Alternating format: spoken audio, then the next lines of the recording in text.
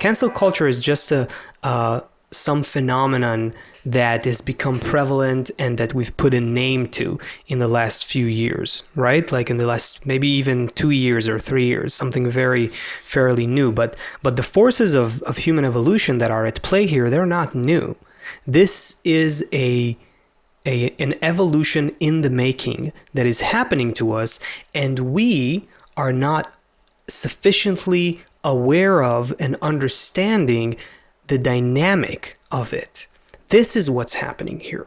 So the questions that we need to ask ourselves really are bigger questions, like how do 8 billion people almost on this planet, who are potentially all different from each other, how can they all be right?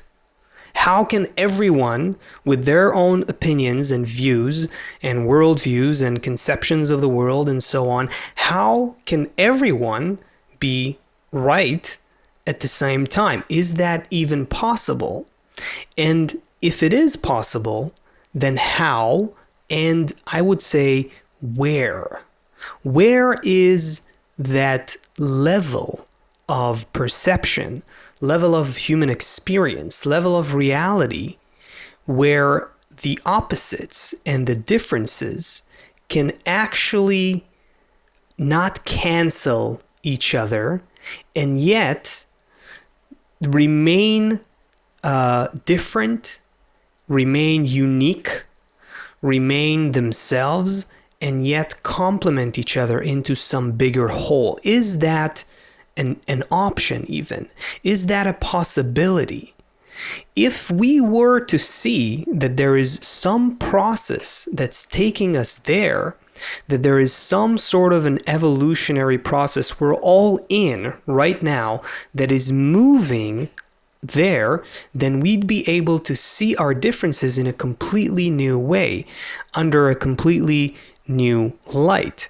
If hydrogen and oxygen can make water, imagine what people who Yes. learn how to integrate correctly, what could happen. And will happen and must happen, because we are part of nature too. So beautiful. It has to happen. The only question is, how much time and suffering will it take for us to recognize this beautiful process of human emergence that we are in? Back to the water for a second. So the hydrogen remains hydrogen, the oxygen remains oxygen. They don't change each other. But nature finds a way to interconnect them in a specific way we call H2O, that brings about something that scientists refer to as emergent qualities. There's an emergence of a new phenomenon called water that cannot be anticipated if you just look at the properties of hydrogen, or if you just look at the properties of oxygen. Same thing with whatever. Even in take sodium and take chlorine, and you get table salt. And all of nature is these compounds that are coming together, opposite and different and contrasting qualities, creating not just a connection. They create a new level of life, ultimately. Oh, so beautiful. They create a new, yes, it's the magnificence of the natural program that we are all in. There's this beautiful explanation of the pyramid of nature that comes directly from the authentic sources of Kabbalah, explaining how the quality of desire that exists in one blade of grass is greater than all of the desire, which is the substance that runs everything that we see through our five senses. The quality of desire in a blade of grass is greater, more advanced than what you will find in all of the planets, in all of the galaxies throughout the universe combined. This is something very difficult to grasp. These levels of nature, they are qualitative levels. The difference between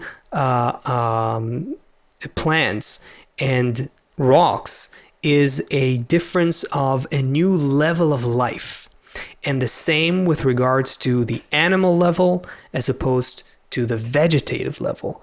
Again, now you're talking about creatures that have freedom of movement, and they have their own digestive systems, and they have a nervous system, and they are very complex, and they have more individual latitude. The human level is infinitely more complex and advanced than the animate level.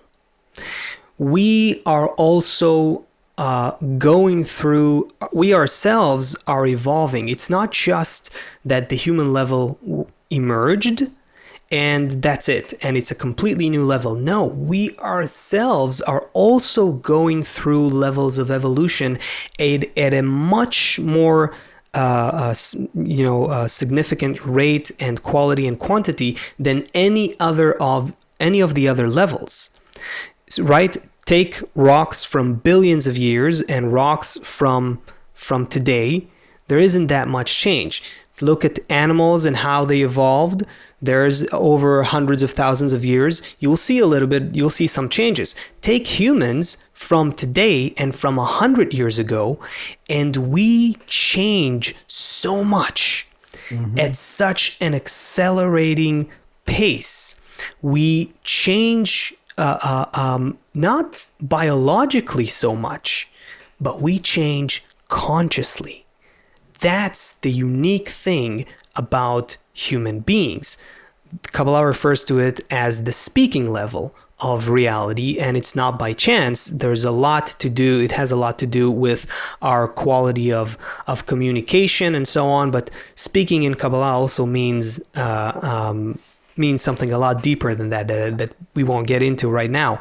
But the human is this conscious creature in the natural program, where all the other levels, the rocks and the minerals and the plants and the monkeys and the bees and the Venus flytraps, whatever, they all go with the program, they emerge through a process of greater integration, they fulfill a certain function in nature, and all of that is coded into their instincts, programmed into each and every move they make.